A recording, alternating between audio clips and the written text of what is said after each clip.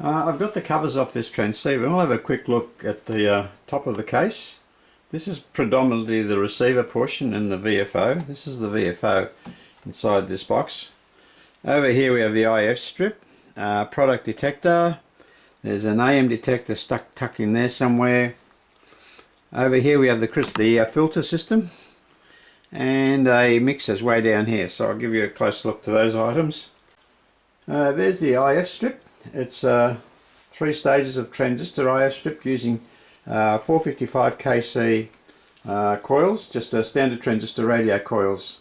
Fairly basic circuit with AGC.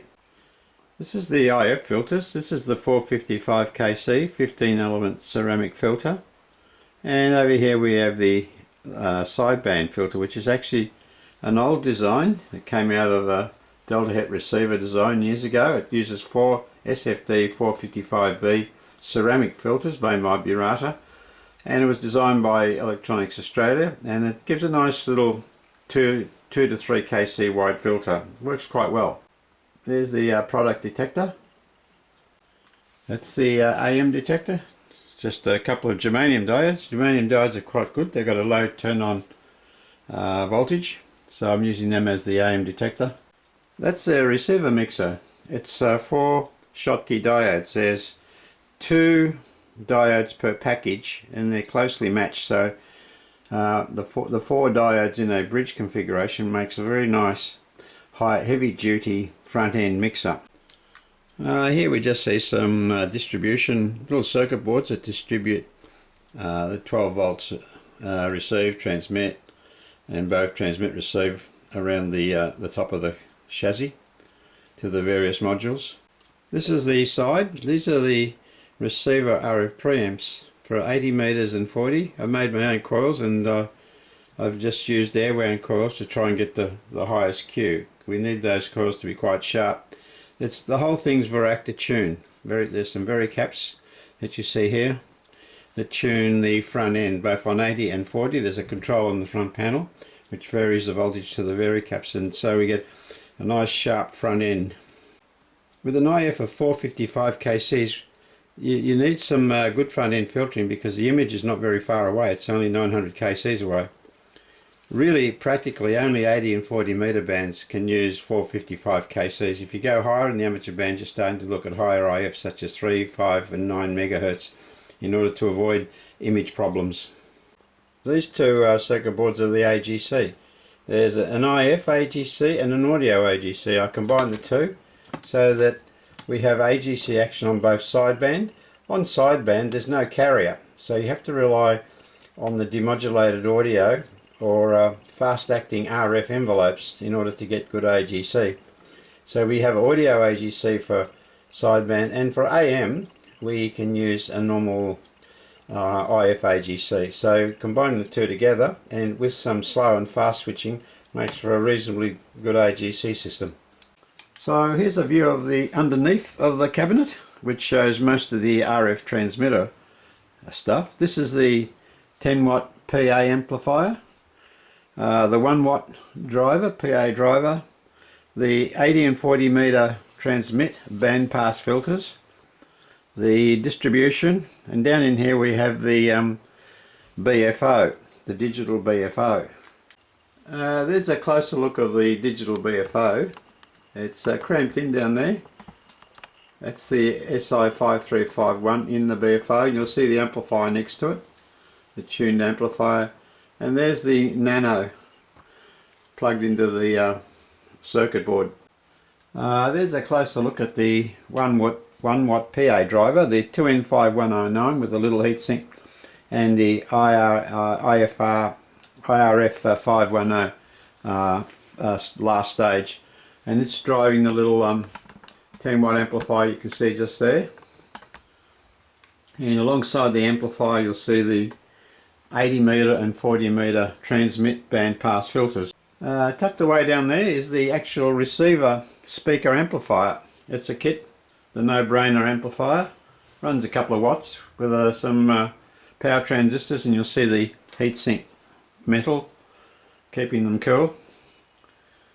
On the left hand side of the chassis we have the relay the relays that switch the different audio sources going into the microphone preamp. There's three sources: the Bluetooth front panel mic and the two-tone generator. This is the mic preamplifier. Down here we have the two-tone generator. Over there we have the balance modulator with the adjustments for the carrier suppression and AM amplitude. And there's a little trim pot here for gain. Down the side over here we have an amplifier, a 455 kC tuned amplifier, which is fed from the balance modulator. And over there we have a little relay, which is used to mute the speaker on transmit. That's it there. A little thing we had to put in later because the amplifier sort of kept going for a few seconds. The VFO, the Mega 2560 programming port, is right there. You take the side panel off, and just above it we have the BFO rotary encoder. So there's the BFO rotary encoder tucked in right next to the VFO. You can see it's one of the little black square encoders. Just above it is the transmit on-off switch.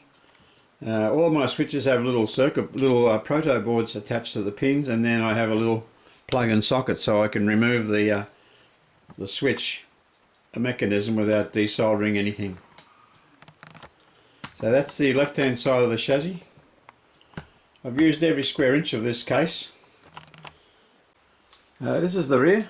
I've got some connectors here. Input power, XT60, external speaker, Bluetooth receive out. This goes to the Bluetooth transmitter, and we've got Bluetooth in. Down here we've got 12 volts, which we feed to the Bluetooth module.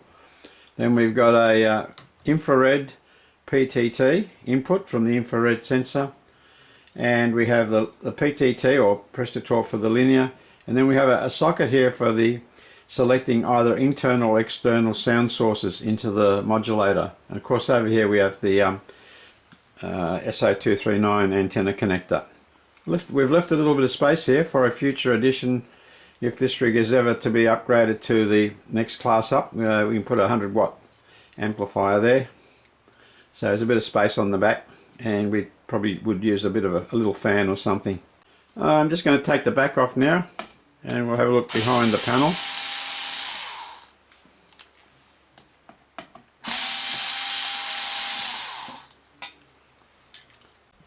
So we removed all the screws, so we'll just take the back plate off, and we'll have a look in the rear. This is the last part of the case. Down here we have the low pass filters for the transmitter, and alongside there's the antenna changeover relay and the little relay that switches a 20 dB pad in on receive. Just below there we have the Stockton bridge, the two cores you see, and the Stockton bridge feeds this device, which is the buffer amplifier, which sends signals to the TFT display and also the SWR protection system.